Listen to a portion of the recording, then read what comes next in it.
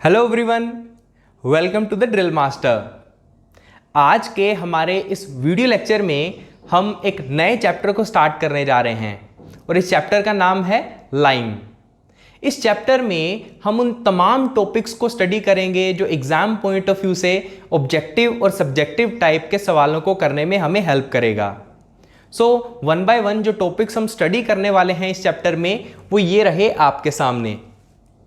इन सभी टॉपिक्स को स्टडी करने से पहले मैं आप लोगों से कुछ सवाल पूछना चाहता हूं और वो सवाल है, what is lime? What is the difference between lime, quick lime and slaked lime? और what is the meaning of caustic lime, quick lime and the lump lime? और कुछ डेफिनेशंस के नाम हैं जैसे कि what is calcination, what is slaking, what is hydrolicity, what is carbonation? So अगर आप लोगों को इन सवालों के जवाब चाहिए तो ये वीडियो आपके लिए बहुत फायदेमंद रहेगा। तो चलिए इन सभी के सभी इंपॉर्टेंट डेफिनेशंस को स्टडी करते हैं जो कि हमें इस चैप्टर को अंडरस्टैंड करने में बेटर तरीके से हेल्प करेगा।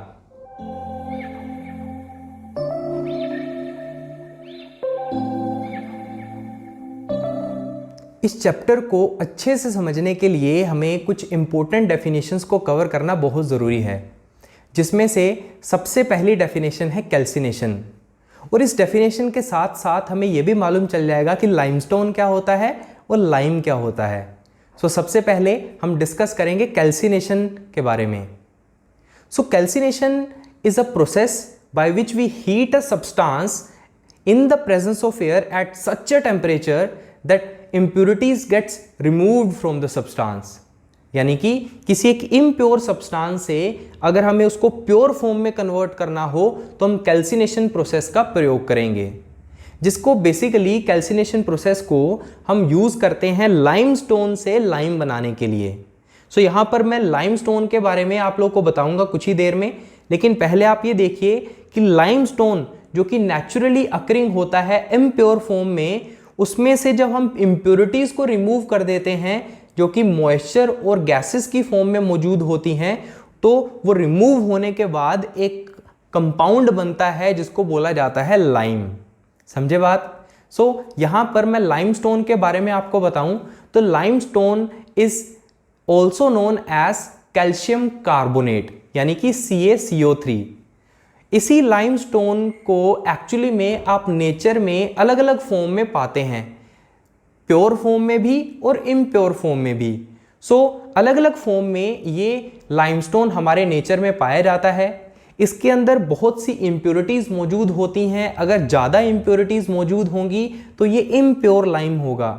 अगर इसके अंदर ज़्यादा मात्रा में CaO यानी कि लाइम मौजूद है ज़्यादा मात्रा में, तो इसको हम प्योर लाइम बोलेंगे।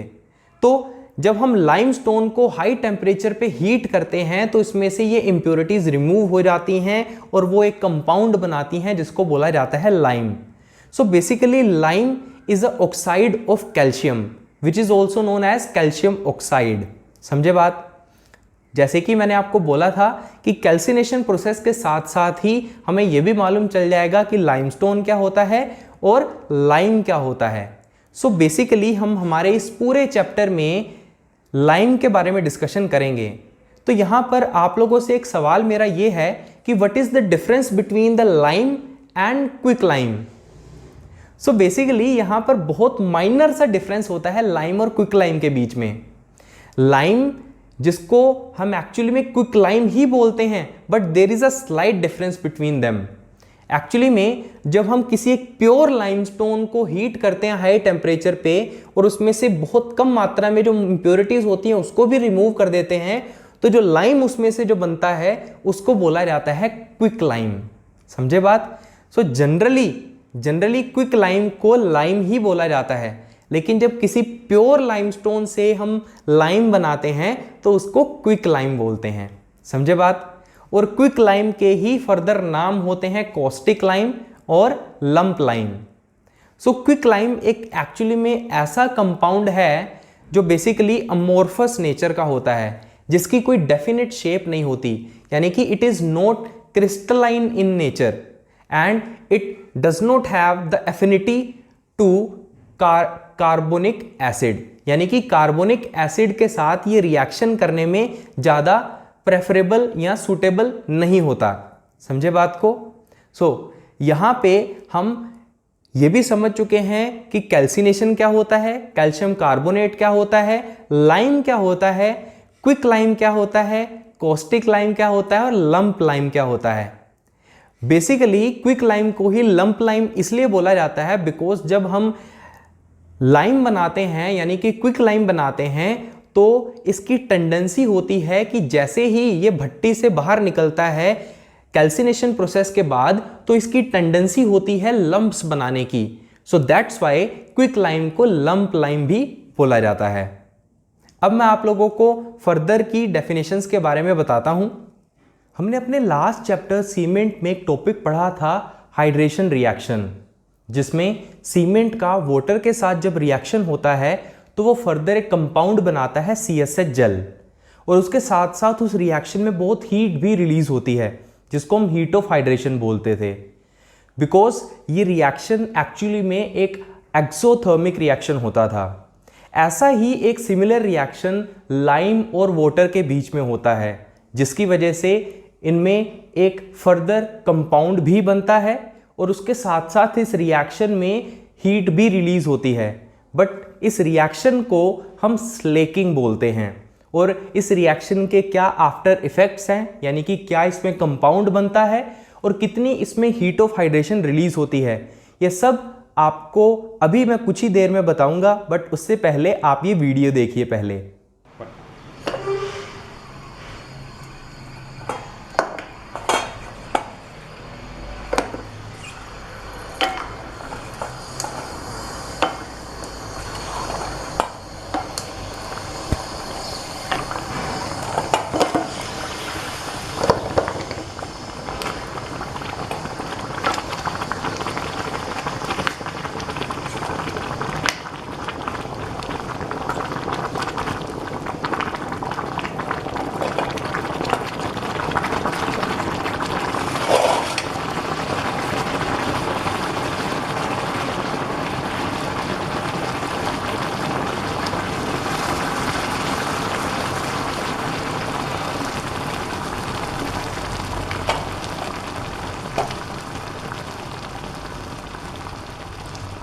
अभी जो आप लोगों ने एक वीडियो देखा, उस वीडियो में जो रिएक्शन था, उस रिएक्शन को अगर मैं यहाँ पे आपको केमिकली शो करूँ तो लाइम और वाटर के बीच में जब रिएक्शन होता है तो वो फर्दर एक कंपाउंड बनाते हैं जिसको बोला जाता है कैल्शियम हाइड्रोक्साइड, यानी कि CaOH2।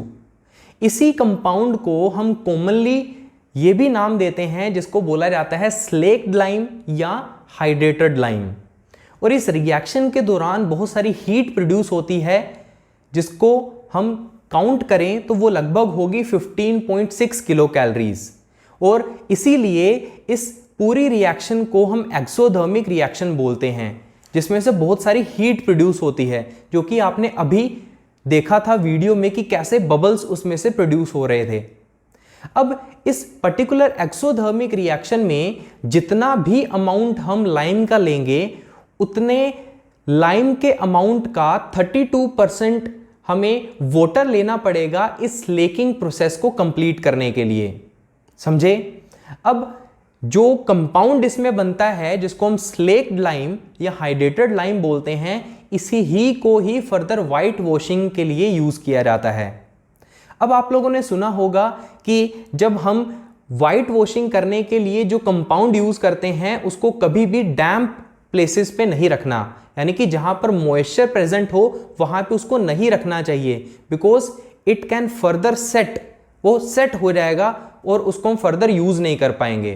तो यहां पे आपको ये बोला जा रहा है we should not store the slaked lime और hydrated lime in the damp places. ये क्यों बोला जाता है? एक्चुअली में जो स्लेक्ड लाइम होता है it has the greater affinity to react with the carbon dioxide, और जब ये कार्बन डाइऑक्साइड के साथ रिएक्ट करता है in the presence of moisture तो it can further form the precipitates of calcium carbonate, यानी कि ये फर्दर सेट हो जाता है और बन जाता है इसका कैल्शियम कार्बोनेट। समझे? इसीलिए हम कभी भी हाइड्रेटेड लाइम को या स्लेक्ड लाइम को डैम्प प्लेसेस पे प्लेस नहीं करते हैं। इसको बेटर अंडरस्टैंड करना है तो आप ये वीडियो देख सकते हैं।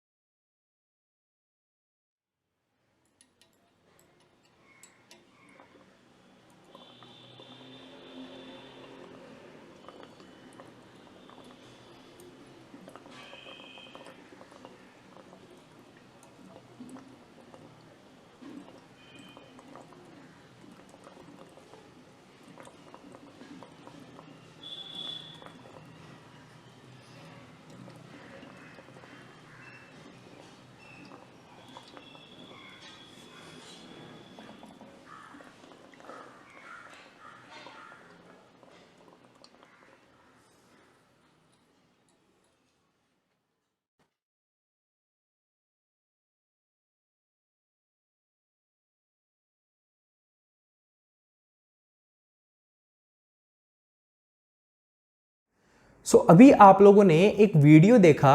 उस वीडियो में एक्चुअली लाइव डेमोन्स्ट्रेशन द्वारा आप लोगों को ये बताना चाह रहा था मैं कि जब एक स्लेक्ड लाइम और हाइड्रेटेड लाइम का आप रिएक्शन करवाते हैं कार्बन डाइऑक्साइड के साथ in the presence of moisture, it gets converted into calcium carbonate.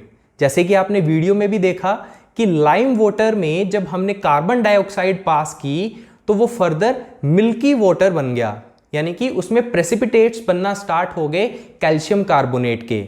इसी वजह से हमें कभी भी स्लेक्ड लाइम या हाइड्रेटेड लाइम को हमें डैम्प प्लेसेस में कभी भी प्लेस नहीं करना चाहिए।